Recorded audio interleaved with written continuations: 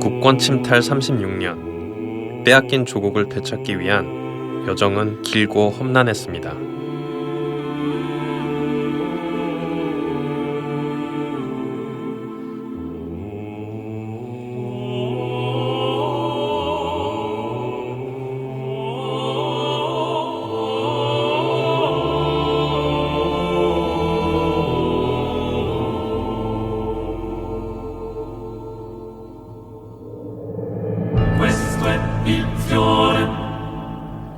Questo è il fiore del partigiano, questo è il fiore, questo è il fiore del partigiano, questo è il fiore, questo è il fiore del partigiano, questo è il fiore, questo è il fiore del partigiano.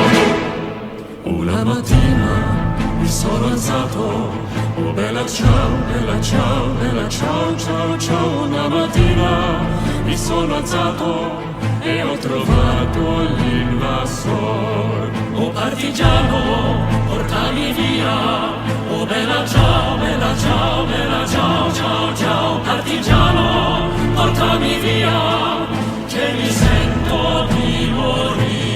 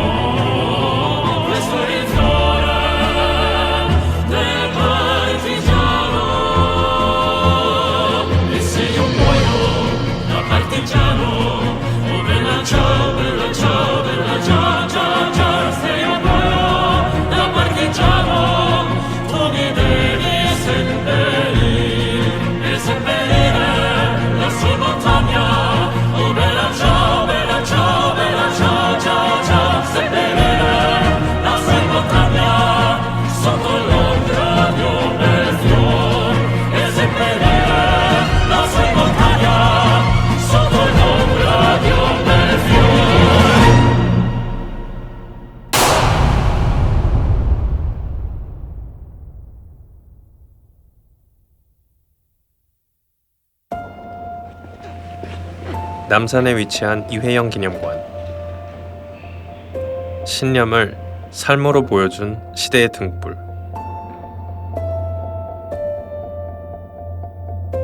우당 이회영은 신흥무관학교와 의열단을 통해 항일운동을 펼친 독립운동가입니다. 6형제 모두 건국훈장을 받은 독립운동가 집안이죠.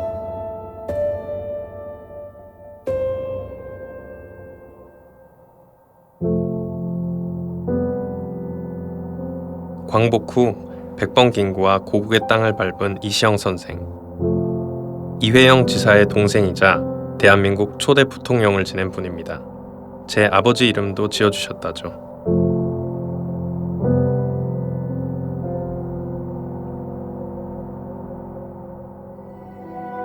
백범김구, 제 증조할아버지입니다.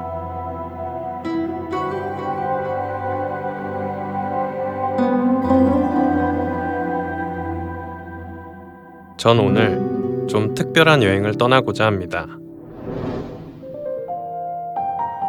500년 수도, 서울의 수호신이던 산, 전국의 안부가 연기로 피어오르던 산. 그러나 지난 100년, 역사는 이 산을 지독하게 괴롭힙니다. 일제강점기, 한국전쟁, 민주화, 세계 10위 경제 대국에 이르기까지 폐허에서 우리가 이룬 성과는 그야말로 기적이라 불립니다. 그저 앞을 향해 질주하는 동안 잊혀진 시간, 잊혀진 공간이 있습니다. 그 중에 남산도 있습니다.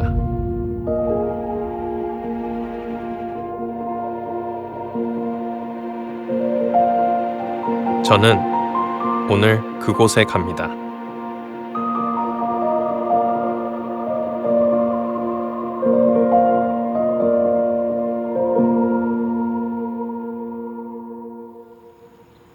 남산의 또 다른 이름은 목멱산.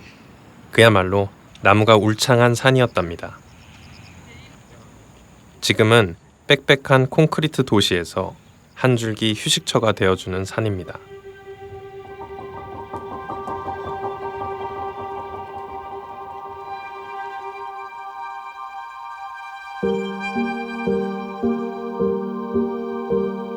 남산 예장동 2-1번지.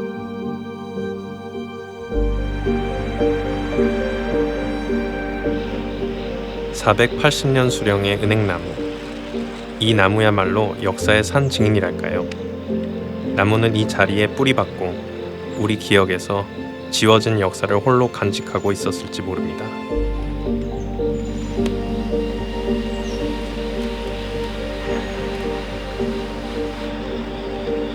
우리 역사에서 가장 치욕스러운 순간, 경술국치. 그러나 오랜 시간 그 현장이 어딘 줄도 모른 채 살았습니다. 나라를 잃었던 상처, 넘어진 곳에서 다시 일어나야 하는 거라면 바로 이곳을 기억해야 할 겁니다.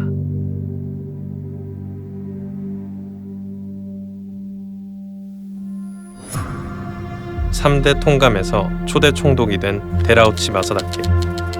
경술국치 당일 그의 일기를 들여다봅니다. 통감 부임 한 달 만에 정광석화처럼 이루어진 합병조약. 그는 웃음을 감추지 못합니다. 1910년 8월 22일 오후 4시 대한제국 내각총리 대신 이완용은 통감 관저를 찾아 한국 병합에 관한 조약에 조인했습니다. 이로써 대한제국은 국권을 완전히 상실하게 됩니다. 몇 해 전 통감 관저터가 밝혀진 건 바로 이 거꾸로 비석 때문입니다.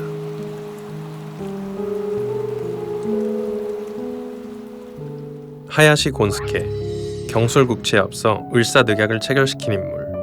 일본은 당시 살아있는 그의 동상을 통감 관저 앞들에 세웠습니다. 그 동상 좌대가 바로 이곳에서 발견된 것입니다.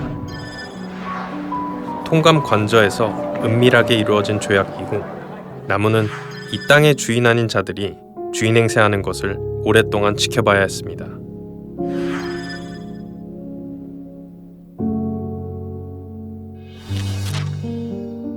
일제는 식민지 조선을 집어삼킨 통감 관저를 영구 보존하려는 계획이었습니다.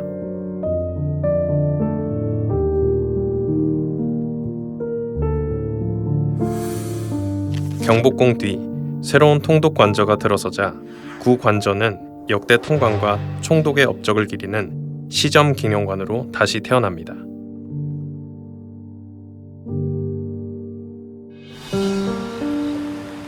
그 오욕의 순간을 또렷이 기억하고 있는 건 480년을 살아온 음행나무일 것입니다.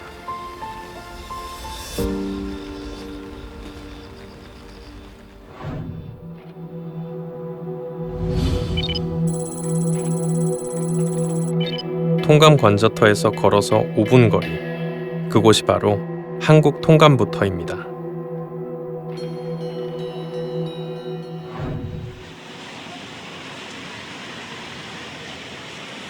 서울 애니메이션 센터 신축 공사장. 이곳은 바로 한국 통감부가 자리를 잡았던 곳입니다.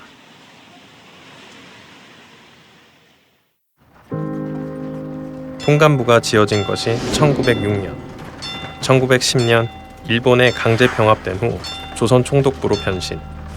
1926년 경복궁에 새로운 총독부가 지어질 때까지 남산은 바로 식민 권력의 본거지, 조선 총독부는 증축을 거듭하며 규모를 넓혀갔습니다.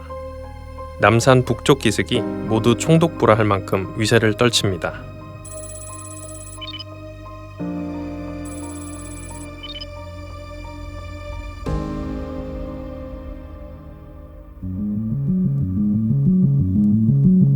총독부 인근에 신사가 자리를 잡았습니다. 내목신사라고도 불린 노기신사. 노기신사의 수호신 노기 마레스케.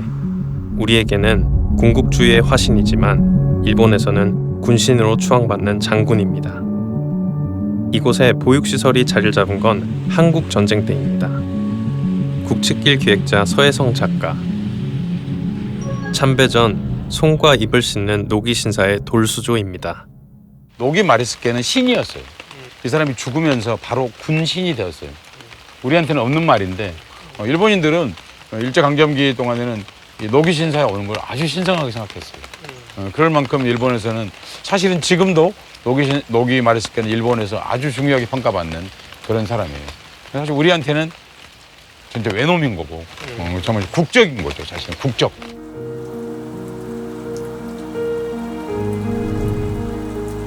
기억하지 않을 때 역사는 사라집니다. 옹벽 보강제가 된 노기 신사의 유구들처럼 말입니다. 나라를 빼앗겼다는 이유로 근대사 연구가 활발하지 못했던 이유이기도 합니다. 궁금해졌습니다. 일본의 신사는 왜 하필 남산에 자리를 잡았을까요? 이 노기 신사가 다른 데가 아니고 이곳 남산에 위치하게 된 이유가 따로 있나요? 그럼요. 조선시대 500년 동안은 남산 북쪽엔 집을 지을 수 없었어요. 왜냐면 왕궁을 이렇게 백성이 내려다보는 것은 옳지 않다. 그런데 일본인들은 바로 정반대로 조선을 지배한다고 하는 확고한 그 생각으로 남산 북쪽을 장악하기 시작한 거예요. 그리고 또 전국에 있는 봉수가 다 출발하는 곳이었어요. 봉화대가 출발하는 곳이었고, 그리고 나라에서 제사 지내는 곳이었어요. 그러니까 그곳에는 이제 일본의 신궁을 세운 거고, 우리 제사 지내던 것은 화물에서 없애고 신궁으로 가는 길을 냈어요. 그게 사실은 우리가 알고 있는 남산 순환도로라는 게 우리가 낸 게 아니에요. 일본인들이 신궁에 도달하게 하기 위해서 길을 3개를 냈는데, 이 길을 낼 적에 기획은 일본인이 했지만 일은 다 강제 동원된 한국인들이 했어요. 사진이 다 남아 있어요. 우리 조상들 생각하면 쓰라린 눈물의 길이다. 일제가 남산에 자리를 잡은 이후 남산의 순환은 해를 거듭할수록 더해갑니다. 일제는 이후 조선 신궁으로 이어지는 길을 동서로 따로 냈는데, 그 길은 오늘날 소파로와 소월로의 일부가 되었습니다.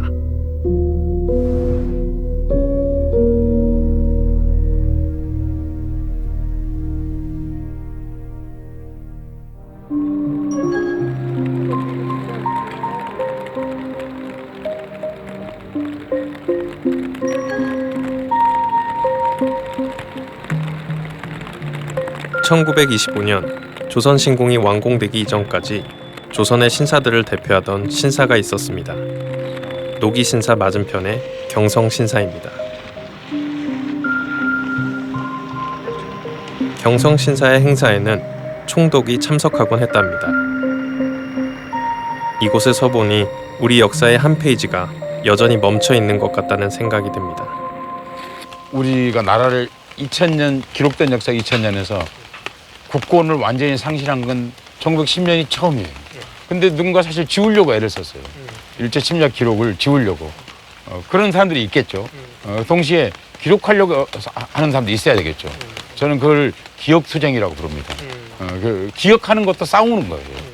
그렇게 기억함으로써 그 후대들이 자랑스러운 역사도 기록하지만 상처받은 역사도 기억함으로써 다시는 그런 일을 반복하지 않을 수 있는 고점이다 라고 생각해서 이 길을 기억하게 된 거죠. 경성신사터에서 정상 방향으로 10분 정도 걷다 보면 또 하나의 역사와 마주합니다. 한양공원비, 고종의 글씨로 알려져 있습니다. 1908년 남산기슭 30만 평을 무상 임대받은 일본인들의 공원입니다. 남산을 제멋대로 한 일본에 대한 분노였을까? 비석의 뒷면은 지워진 상태입니다.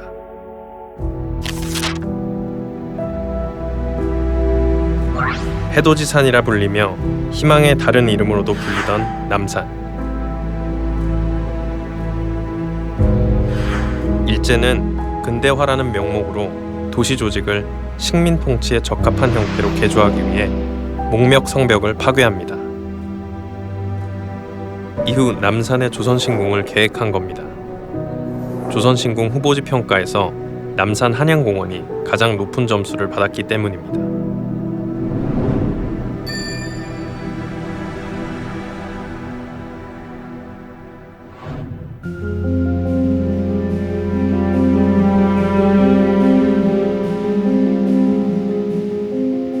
무상으로 얻은 한양공원 부지 위에 들어선 13만 평 규모의 조선신궁. 조선신궁을 향한 참배도로까지 건설됩니다. 조선신궁은 단순히 일본인을 위한 종교적 공간이 아니라 한반도의 중심, 서울을 일제가 통치한다는 선언과도 같았습니다.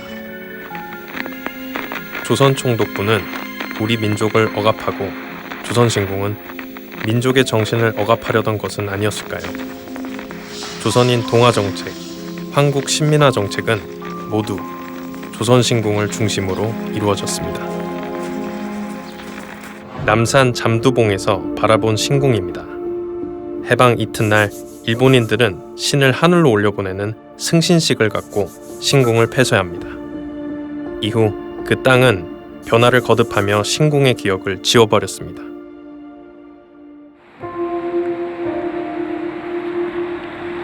일제시대 조선신궁으로 올라가는 정식 참배로 계단만 380단이었다고 합니다. 남산 전체를 조선신궁으로 볼 수 있을 정도였다는데요. 일본 소피아 대학 이현식 교수님을 만났습니다. 조선신궁의 주신은 일본의 건국신 아마테라스 오미카미와 메이지 일왕입니다. 태조 이성계가 나라의 안녕을 빌던 국사당을 허물고 보란듯이 그 자리에 들어선 조선신궁. 이 남산을 배경으로 이쪽에 배전터를 잡은 이유 중에 하나는 경복궁과의 관계가 제일 커요. 경복궁.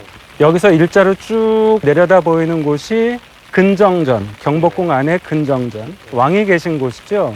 그러니까 왕을 하방으로 내려다볼 수 있는 곳이 여기인 거죠. 예. 높낮이를 이용해서 우리가 군림한다, 경관으로, 공간으로 보여주는 거죠. 조선신궁 참배를 위해 경성역까지 세단장합니다. 우리 조선의 입장에서는 그럼 이곳에 위치한 신궁이 좀 어떤 의미가 있었을까요? 이 조선신궁에 와서 절을 하라고 하는데 절을 안 한단 말이죠. 좀처럼 아무리 강요해도 조선 사람들이 그 절을 하는데 동의하지 않았었죠. 그러다 30년대로 넘어가면 분위기가 확 바뀝니다. 일단 1930년부터는 만주 침략을 시작하죠. 그러면서 31년도부터는 본격적으로 강제 동원을 하게 됩니다. 각 학교에서. 그래서 강제로 절을 시키게 되는 거죠. 신사참배에 강제 동원이 시작된 것도 조선신궁이 들어선 이후였습니다. 1937년 중일전쟁이 시작되자 매월 1일을 애국일로 정합니다. 참배는 물론 황국신민서사 제창, 근로봉사가 의무적으로 시행되던 때입니다. 명확하게 그 쓰임새를 알 수 없다는 조선신궁터의 방공호.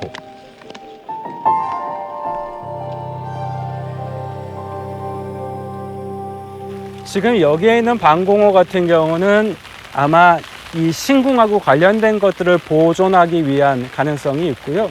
실제로 사람들이 대피하고 군량미를 저장한다든가 아니면은 비상 생활물자를 비축한다든가 하는 것들은 산이 있으면 산 기슭을 따라서 이 원을 그리면서 그런 방공호들이 만들어져요. 나중에 이제 1945년 8월에 일본 사람들이 패전을 하잖아요. 그 방공호에 들어가서 뭐가 있나 봤더니 그 당시 그 지역, 요 지역 사람들이 한 3개월에서 4개월 정도 먹을 수 있는 식량, 피복, 그리고 원단, 군복 같은 걸 만들기 위한 원단 같은 것들이 있었다고 하죠. 남산 총독부와 조선신궁을 배후 삼아 많은 일본인들이 자리를 잡았던 생활의 공간 회원동입니다.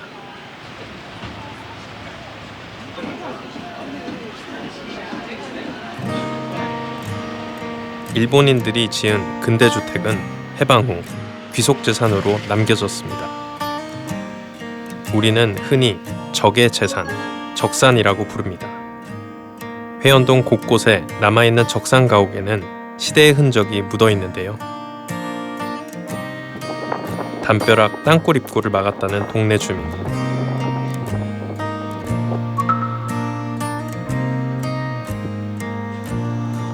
고치고 덧댄 생활의 흔적 사이에서 뜻밖의 공간과 마주합니다. 이렇게 내가 일이 많아 여기.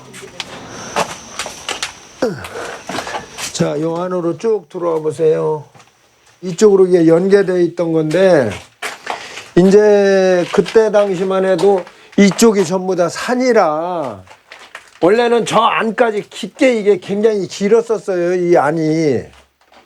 그런데 이제 그 옆에 집이 측량하면서 이걸 막은 거예요. 여기 들어와서 이걸 보시면 알지만 여기는 이게 부릅구로 막은 거죠. 부릅구. 요즘에 이게 안 막았을 때는 저 안쪽 저 밑에 집까지 이게 같이 길게 뚫렸던 길이거든요. 이게 굴이.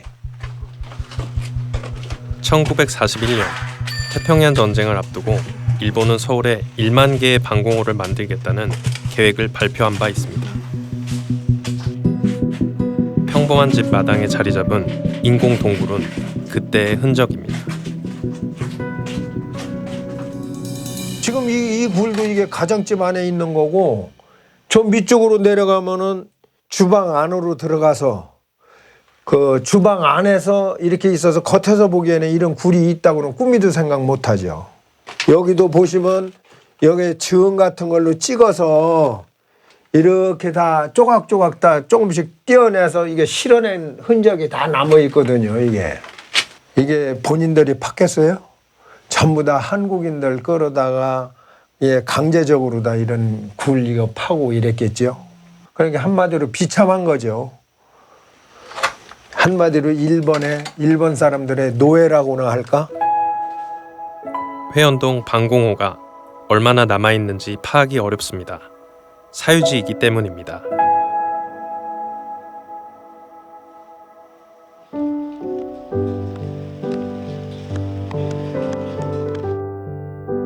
카페로 변신한 적산가옥. 마을 특성을 고려한 서울시의 결정이었습니다.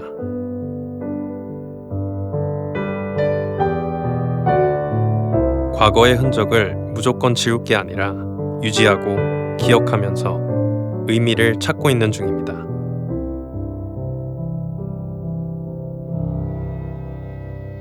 여기에 예전에는 그런 적산 가옥들이 많았나요, 선생님? 많았죠. 토지 조사부가 먼저 생기고, 예, 여기 이제 조선 총독부 임시 토지 조사국이라고 있잖아요. 요거 한 번 띄워주고 요 주변 거 띄면은 그냥 일본 사람의 명단이 새까맣게 나와. 예, 많이 나오죠. 그냥 이 거의 다예요. 일본 거류민의 주택 매매 기록. 이곳에서 60년 넘게 사셨다는 어르신은 누가 시킨 것도 아닌데 일제의 흔적을 찾아다닙니다. 어린이 회관이 있는데 옆에 신사참배 길이 있었어요. 그게 불과 몇 년 안 돼. 그 길을 따라서 이렇게 예, 신사참배를 하러 가는 예, 하는 거예요. 그 남대문이 있잖아요. 남대문 못 미쳐 오면은 거기 육교다리가 있어요. 거기까지 내려왔대요. 뭐 그렇게 해서 서서 올라가서 했다 소리는 동네 분들이 그 얘기를 많이 해. 남산의 신사에서 흘러나온 유구들이 동네에 여기저기 흩어져 있었다고 하는데요.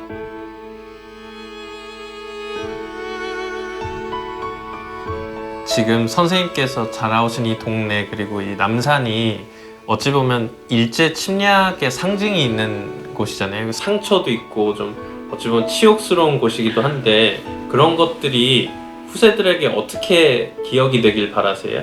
뭐 영광의 역사든 뭐 불행의 역사든 간에 하여튼 역사는 역사고 우리가 알아야 되니까 늦었단 말이에요. 진작했어야 되는데 다 없어진 다음에 이제 시작을 해서 이나마라도 건져놓은 거예요. 예. 예, 이나마.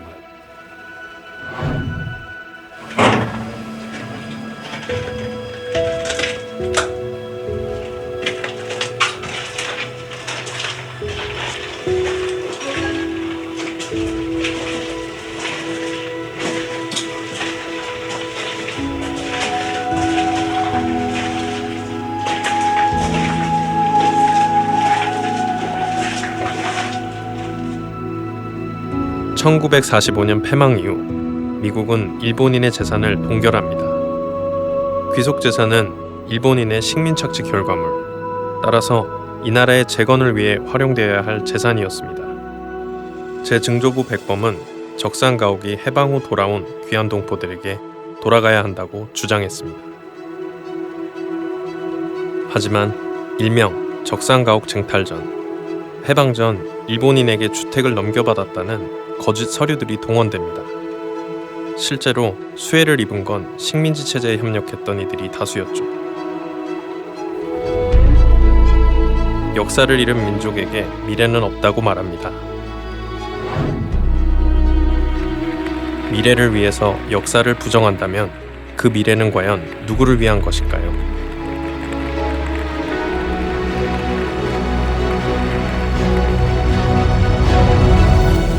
그래서 역사란 과거가 아닙니다. 현재 진행형입니다. 세월이 흘렀습니다. 시간은 더 흐르고 증언할 이들도 남아있지 않게 될 겁니다. 그렇다고 역사를 왜곡하려 들면 역사의 비극은 과거가 아니라 현재를 지배하게 된다는 것을 저는 오늘 남산에서 배웁니다. 부끄러운 역사가 아니라 아픈 역사입니다. 부끄러운 건 가해자의 몫이지 피해자의 것이 아니기 때문입니다.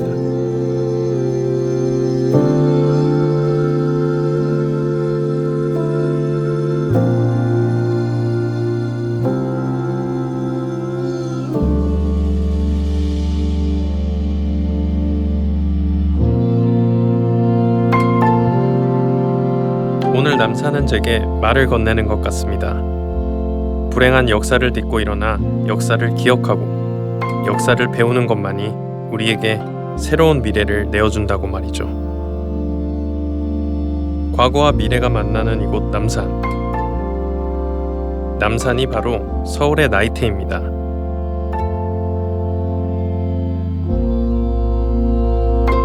잊지 않겠습니다.